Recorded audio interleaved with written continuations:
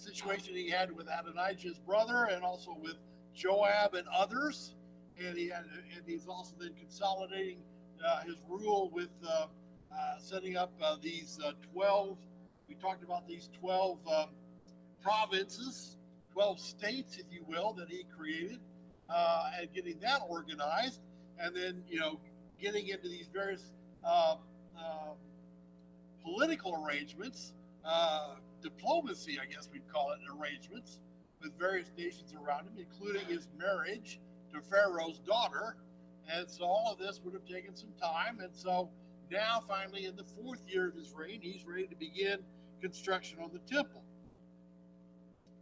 Um, says, now these are the foundations which Solomon laid for the building, the house of God. The length in cubits, according to the old standard, was 60 cubits, and its width 20 cubits.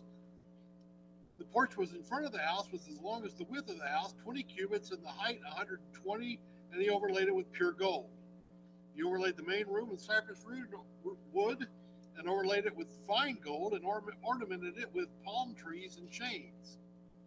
Furthermore, he adorned the house with precious stones, and the gold was gold from Havarit, which is a gold exporting country, we are told. He also overlaid the house with gold, its beams, the thresholds, the walls, and the doors, and he carved cherubim on the walls. Now he made the room of the Holy of Holies. Its length across the width of the house was 20 cubits, and its width was 20 cubits, and he overlaid it with fine gold, amounting to 600 talents. The weight of the nails was 50 shekels of gold. He also overlaid the upper rooms with gold. Then he made 2 sculptured cherubim of the room, in the room of the Holy of Holies, and overlaid them with gold. The wingspan of the cherubim was 20 cubits, and the wingspan of 5 cubits touched the wall of the house, and its other wing of 5 cubits touched the wing of the other cherubim. The wing of the other cherub of 5 cubits touched the wall of the house, and its other wing of 5 cubits was attached to the wing of the first cherub. The wing of the cherubim extended 20 cubits, and they stood on their feet facing the main room. He made the veil of violet, purple, crimson, and fine linen, and he worked cherubim cherubim on it. He also made 2 pillars of the front of the house, 35 cubits high, and the capital on the top of each was 5 cubits. And he made chains in the inner sanctuary and placed them on the tops of the pillars. And he made 100 pomegranates and placed them on the chains. He erected the pillars in front of the temple on the right and on the left, and named one on the right Jachin, and the other one on the left Boaz. So here we get some instruction, some information about the construction of the temple. We might read this and kind of go, what's the purpose of this? What's the reason for giving us all of this detail regarding the construction of the temple? We see its magnificence. It's covered with gold. It's the Holy of Holies is built as a 20 cubit by 20 cubit by 20 cubit cube with these cherubim inside, made of olive wood covered with gold, and so we see this magnificent structure being built. Why give us in the Bible all of this detail about the construction of the temple? Well, anyone want to speculate before I give you my speculation?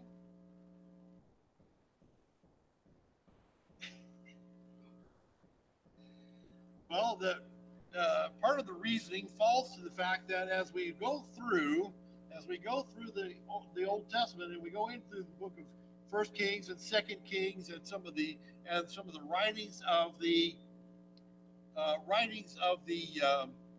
prophets, the Old Testament prophets, for example, we will find over and over again a greater and greater, if you will, a greater and greater reliance on the temple, a greater and greater focus of the Jews on the temple. The Jews, in effect, begin to treat the temple like it is the temple of any other of the deities of the people around them. And indeed, as we see here, the structure of it, even the construction of it, we've got, as I've got a note here, some of the commentators have pointed out the construction of the building. As we read through the construction of the building and the furnishings, we'll be reading about the furnishings in chapter 4 and so forth, but we're going to find a fairly curious mixture of both Bible, Old Testament, Bible, Moses, Law of Moses, instructions on building things, but with a few add-ins coming from apparently either the mind of Solomon or the mind of Hiram. We're not sure who, probably Solomon, who is adding these things on. And here at the bottom of this chapter, though, for example, these pillars in front, one is Jachin and the other one is Boaz. What was, where did Solomon get that idea? Not out of the Old Testament, not out of the writings of Moses, not out of any instructions that we have any record of that God told him to build these pillars.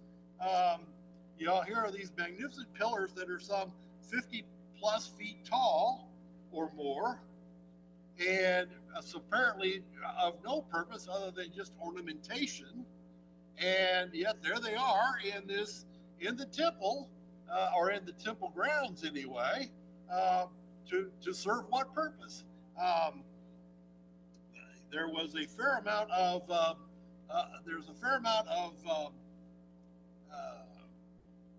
discussion among some of the scholars about what all this means. A fair amount of discussion, especially about comparison of this temple and its furnishings with that of other temples of pagan deities, where apparently there were some elements that had been copied. This idea of having these pillars, for example, was a feature in a number of Canaanite, or if not Canaanite, then Philistine temples, so the suspicion on the part of some scholars is that somehow Solomon has allowed himself to be influenced by this construction that he's seen perhaps in other places, and has decided to incorporate that into this temple for God. And so we see this rather kind of a curious mix of styles, if you will. A lot of it, of course, taken from Moses and the commands from Moses, and the other is coming from Solomon. We might understand that Solomon is doing this not in defiance of God, but rather in praise of God, if you will. But in effect, he's adding to the. This gives us a good example of the danger of adding to the Word of God, even if we think we have good intention for doing so. We can say, well, but we're just doing this to praise God. Well, that's what Solomon was doing. I'm just doing this to praise God. And no, it was not something God asked for. It was not something God directed. And so we see here a little bit of a break here to some degree. Yeah. It's a little bit of injecting man's own opinion into what, I'm sure God would like this. I'm sure God would like that. And, next thing you know, you've corrupted, in effect, you've corrupted what God had intended. Absolutely, yes.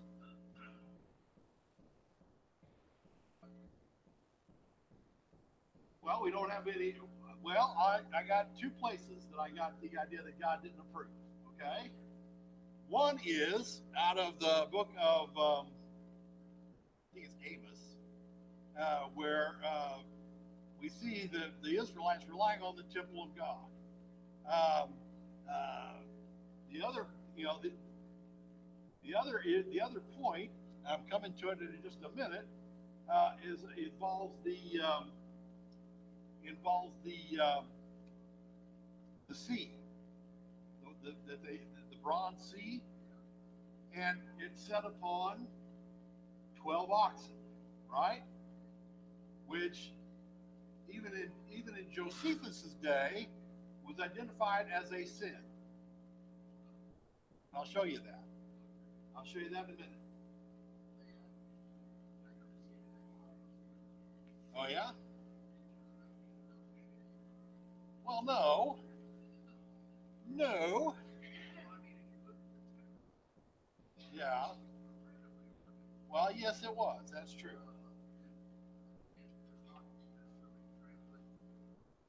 Yeah.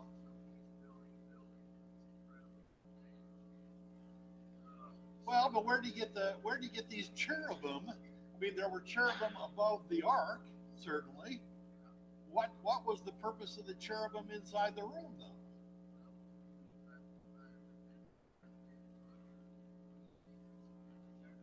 Yeah.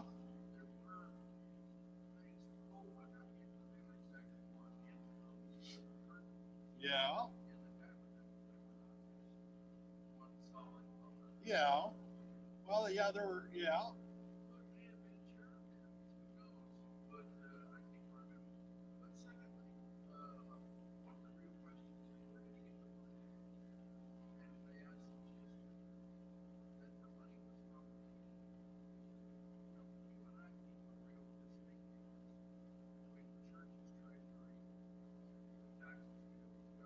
Right.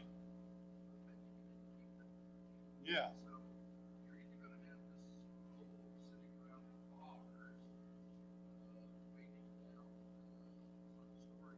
Yeah. Yeah. Yeah. Well, I've got no complaint with using gold to overlay stuff. Uh, well, yeah, I got no problem with using gold to overlay stuff. In fact, the lampstands were to be made of gold, and they were made of gold, and they were solid gold. And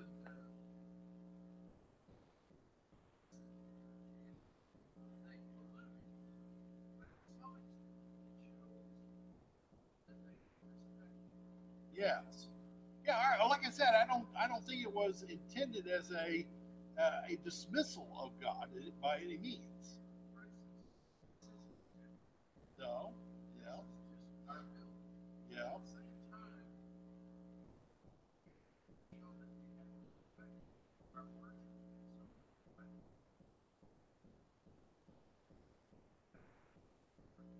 Yeah. I agree. Yes.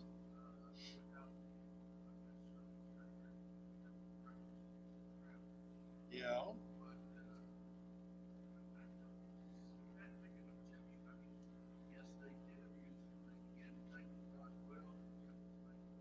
Yes.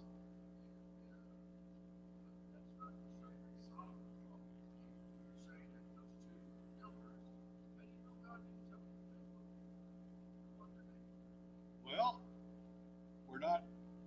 We're given no information that ever happened. That's true. Yes. Yeah. Go ahead, Ruth.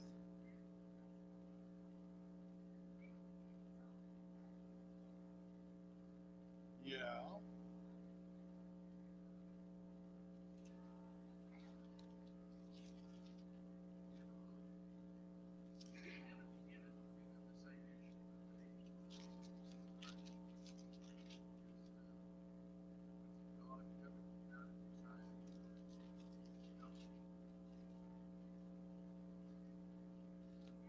Yeah.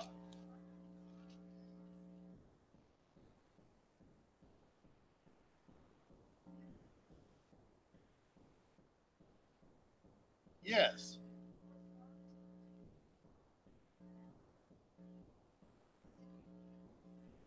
Oh yeah. Yeah. I never drew that parallel. That's interesting. Um, maybe some significance to it being the cube. Yeah. Um,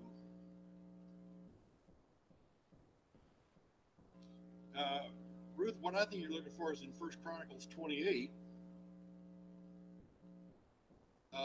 and maybe verse 19 says, "All this," said David, "the Lord made me understand in writing by his hand upon me all the details of this pattern. And that may be in that something in that mind of what you're looking for. But uh,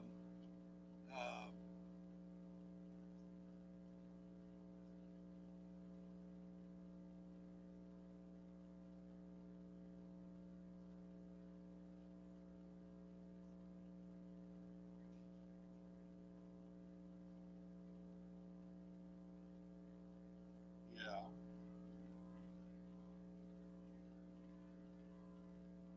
Well, yeah. Again, you read. Yeah, John's got a point. If you read some of the commentators, they go kind of back and forth depending on who you read. There's one in particular that I'm aware of who is just adamant that the entire temple project was unauthorized, if you will. It's unauthorized, and therefore he sees that everything that Solomon touched on it was a corruption of what God had intended. That's Kaufman.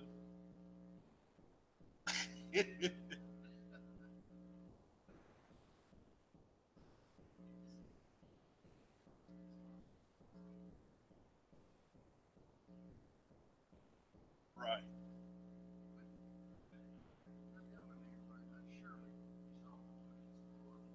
Yeah.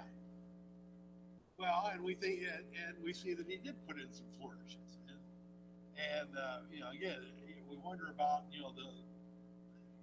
for example, the doors for the Holy of Holies. It was supposed to be a veil. In fact, he does put a veil. It looks like the veil is added maybe after the fact, if you will, because there's also a description of two olive wood doors that close off the Holy of Holies when it's supposed to be a veil. Now, there was clearly a veil at the time of Christ because we know that that veil was torn in two at the crucifixion of Jesus. But here in this account, we're told that Solomon built it with olive wood doors there going into the Holy of Holies, but also had a veil, because we're reading here about the veil in verse 14. So how was that? Why have a veil if you got doors? I mean, it kind of makes a curious point. Yes.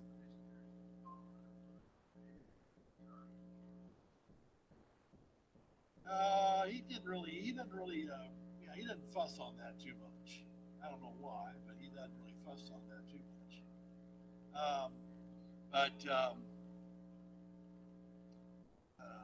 yeah, I mean, I'm gonna skip ahead for a moment and then skip back just to kind of bring this into context.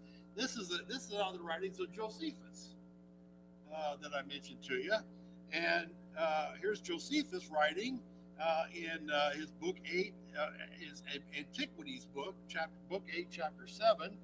He says, and this is referencing Solomon, says, as he grew into years and his reason became weaker by length of time, it was not sufficient to recall to his mind the institutions of his own country, so that still more and more condemned his own God, um, and continued to regard the gods that his marriages had introduced. Nay, before this happened, he sinned and fell into error about the observation of laws when he made the images of brazen oxen that supported the brazen sea, and the images of lions about his own throne.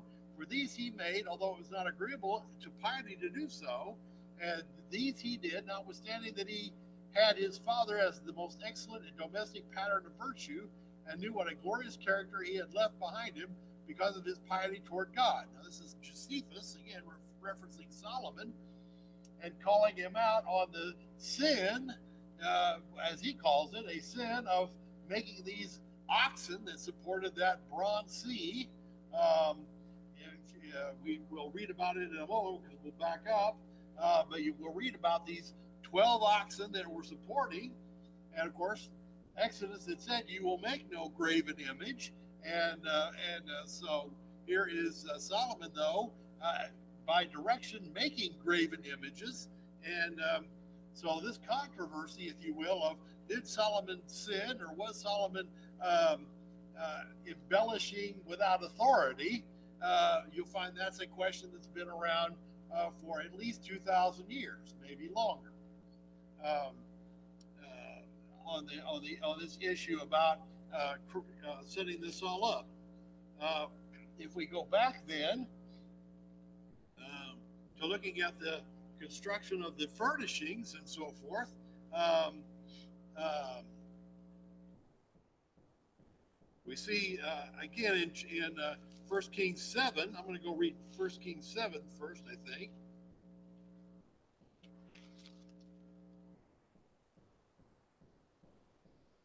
There we have again the same information.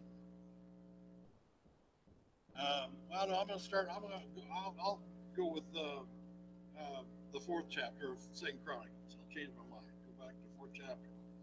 It says, then he made a bronze altar, 20 cubits in length and 20 cubits in width, and 10 cubits in height. And he also made the cast metal sea, 10 cubits from brim to brim, circular in form, and its height was 5 cubits, and its circumference 30 cubits. Now figures like oxen were under it and around it, 10 cubits entirely encircling the sea. The oxen were in 2 rows, cast in one piece. It stood on 12 oxen, 3 facing the north, 3 facing west, 3 facing south, and 3 facing east, and the sea was set on top of them, and all of their hindquarters turned inwards. It was a handbreadth thick, and the brim was made like the brim of a cup, like a lily blossom, and they can hold 3,000 baths. So that would have been approximately 15 to 30,000 gallons. A lot of water, a lot of liquid.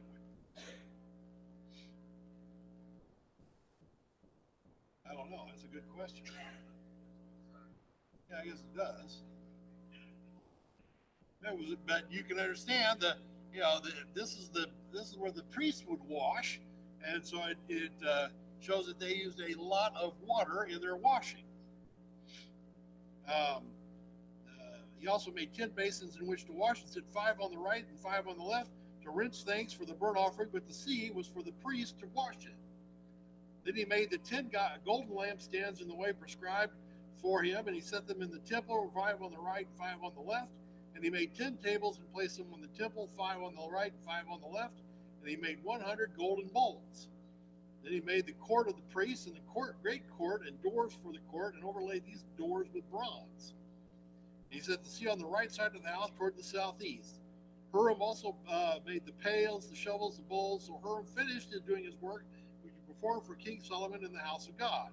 The 2 pillars, the bowls, and the 2 capitals on top of the pillars, and the 2 networks to cover the 2 bowls of the capitals which were on the top of the pillars, and the 400 pomegranates and the 200 networks, 2 rows of pomegranates for each network to cover the bowls of the capital. These networks, by the way, I think are chains. They are basically decorative chains strung from column to column. And you can imagine these pomegranates hanging from them, all part of the decoration that's involved here in this part of the temple.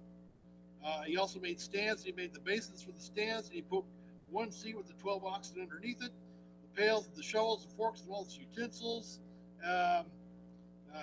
Huram Abai made for the polished bronze for King Solomon for the house of the Lord. And on the plain of the Jordan, the king cast them in the clay ground between Succoth and Zereda. This is an interesting reference, though, to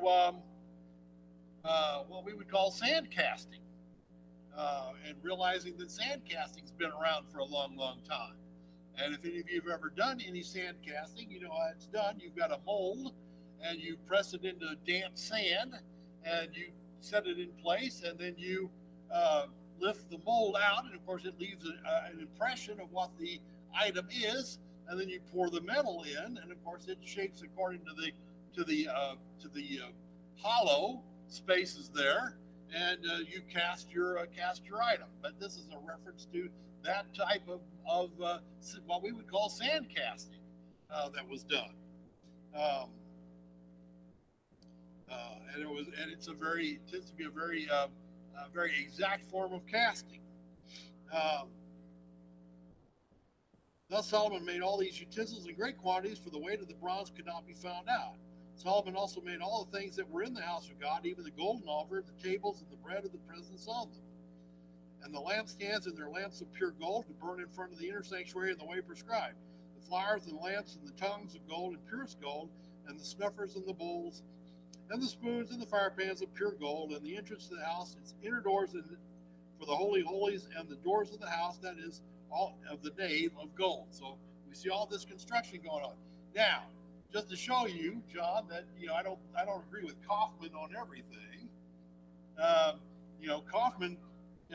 Kaufman tries to get it bent out of shape uh, on this construction of the lampstands. And when you read the construction of the lampstands, he reads that it looks like there's 10 branches on each stand, and instead of the required 7, which was the menorah that was given by God to Moses, or that pattern. And no, I don't agree. I think that this was 10 copies of the seven lampstand construct. I don't think this is some kind of a breakaway at all on the part of Solomon in this regard.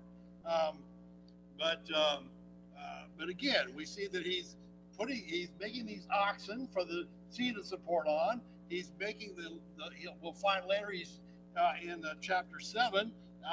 They're making lions for the king's palace, and as we saw in the Josephus, apparently there was, even in Josephus's day, controversy about whether this was proper to be doing this or not. Huh?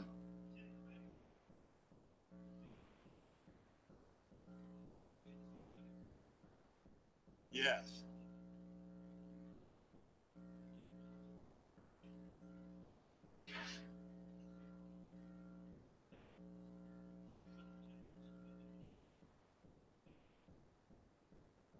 Yes.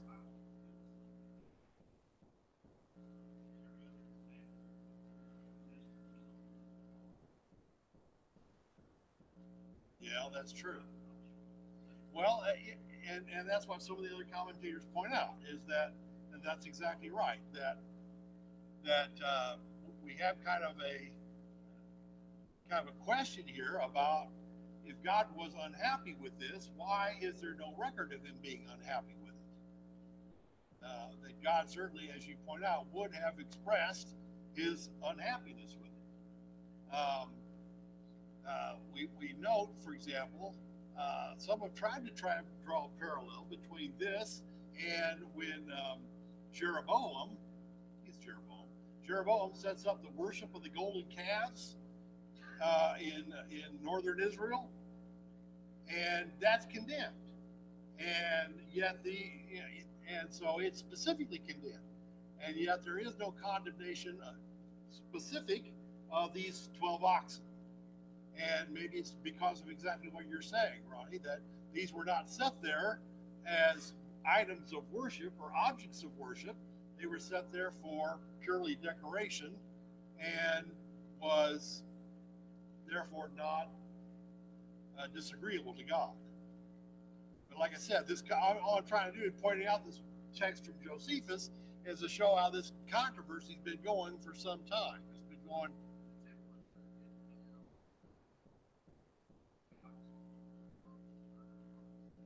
It did not. I don't know. Yeah, I got carried off. Yeah, so did the pillars and virtually everything else. Got carried away to Babylon. Yeah, I taught the tail end of Second Kings tells us about how they broke the pillars into pieces and carried them off, because that bronze was valuable. Because those pillars were 50 some feet tall, but the tops of them, roughly the top 7 cubits, which is about what, 10.5 feet or so. The top 10.5 feet were covered with a bronze cap, and again, that would have been valuable.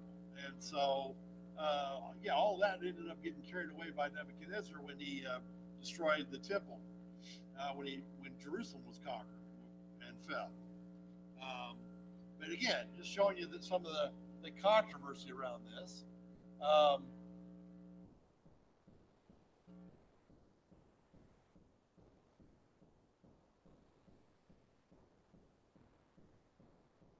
over in 1 Kings 7, um,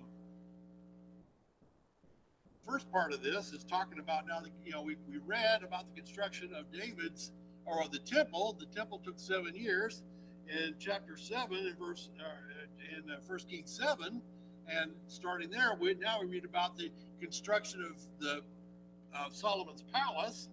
Now Solomon was building his own house 13 years, and he finished all his house. And somebody, well, why did it take 13 years? Why did it take 13 years to build his palace when it only took 7 years to build the temple? And there's a couple of explanations for that. One is the more cynical would argue that Solomon was making his house even more elaborate than the temple, which I don't agree with. The other explanation is that the construction of the temple was a priority, that Solomon really felt like he needed to get it done, and so he concentrated a lot of effort and a lot of resources on the construction of the temple, but it wasn't quite as big a priority to build his house. And we should understand, when he's talking about building his house, this isn't just a place for him to live in. This is all of his administration building. This is, in a sense, the same way that the White House is used. Yes, it's the residence of the president, but there's also a lot of administrative offices and a lot of government functions that are conducted out of the White House. And in the same way, Solomon was building a government structure here, if you will, a government building to house both himself and his family and his administration. And so that building, though, could have been of a lesser priority to Solomon, so therefore it could have taken some time, or it simply might have just involved a greater degree of I don't hate to say detail, but a greater degree of attention, because of it was going to be more functional in its use, rather than utilitarian in its use, rather than the temple, which of course was devoted to the worship of God. We get some idea of the size of it. He built the house of the forest of Lebanon. Its length was 100 cubits, and its width 50 cubits, and its height 30 cubits. So it's bigger than the temple. Well, why? Because the temple was never meant to be a utilitarian place. It was a focus of worship, whereas the palace needed to be a functioning building, if you will, having functioning furnishings and so forth. And so it's 100 cubits long, 300 feet long. It's 75 cubits wide, or 75 feet wide rather, and it's going to be about 45 feet tall, with 4 rows of cedar pillars with cedar beams on the pillars. It was paneled with cedar above and the side chambers, which were on the 45 pillars, 15 in a row. There were you notice this phrase might be in italics in your Bible. There were artistic window frames. The translators tell us they're not exactly sure what kind of window frames these were. Some have suggested they're like lattice work, and others suggest that they were maybe some sort of special window that Solomon had called for, but we're not sure exactly what the artistic window frames are supposed to be. All the doorways and doorposts had squared artistic frames, and windows were opposite window in 3 ranks. He made the hall of pillars. Its length was 50 cubits, and its width 30 cubits, and the porch was in front of them, and the pillars and the threshing and a threshold in front of them. And he made the hall of the throne where he was to judge, the hall of judgment, and it was paneled with cedar from floor to floor. And his house where he was to live, the other court inward from the hall, was of the same workmanship. He also made a house like this hall for Pharaoh's daughter, whom Solomon had married. Why single out Pharaoh's daughter? And so again, it suggested that she may have been then serving in this role as queen, and therefore as queen, she would have been entitled to a little bit more elaborate dwelling than just his general harem, if you will.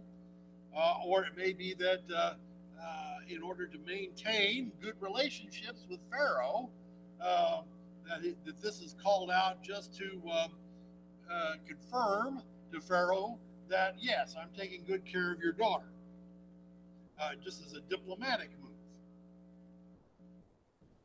And then all of these were costly stones, of stone cut according to measure, sawed with saws, inside and outside, even from the foundation to the coping, so that all of, and so on to the outside of the great court.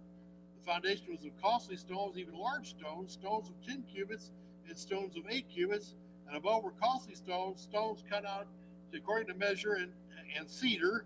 And the great court all around had 3 rows of cut stone and a row of cedar beams, even to the inner court of the house of the Lord and the porch of the house. So we find here again that this house is directly connected to the temple. Solomon could go directly from his house and go to the courtyard of the temple, effectively without leaving simply stepping off the grounds of his house and onto the grounds of the courtyard of the temple. So he's got it right next to it. And we see there that interlinking then between the religious workings of the country and the governmental workings of the country. The rest of chapter 7 is mainly a repeat of what we've already read in Chronicles about the construction of the various accoutrements or furnishings of the temple. And we find here then down in finally in verse 51, thus all the work that King Solomon performed in the house of the Lord was finished. Again, we see the language used here, and we understand that Solomon gets the credit for it, but it was actually all done by the work craftsmen, including this Hiram guy, and so you see that in one account it's Hiram doing the work, and in this account it's Solomon doing the work. But we understand that by that extension, that if Solomon commanded the work, it was done according to Solomon's authority. And Solomon brought in all the things dedicated by his father David, the silver and the gold and the utensils, and he put them in the treasuries of the house of the Lord. And as John was pointing out, yeah, we got a lot of the capital wealth of the nation that's here in the temple, and that's where it's stored. Any questions or comments on this? We're out of time this morning. I'm going to wrap this up, but if there are any comments or questions, we can entertain those. And otherwise, I appreciate your attention, and we'll continue on with the next chapters, both in Chronicles and in Kings, because this stays parallel for quite a while, and talk about that next week. Thank you.